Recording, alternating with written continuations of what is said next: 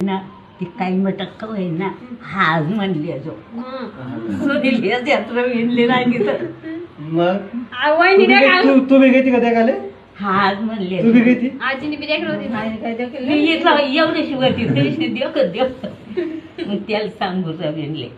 कशी का ना काही मट नक्की वक्ती पण हाज म्हणले जो रवी देख ना आजी कितला चाया कर असतो हा नकटी वक्ती काही उंदरी कशी कर लो भाऊ हा नोकरी नाही तुले हा नोकरी राहते तर ती गोट वेगळी राहती नोकरीना पहिले इथला चाया करत चांगलातले पोरी भेट राहणे तुले भेट राहणे तर तू चाया करा ना तर त्यासाठी म्हणस नोकरी लाग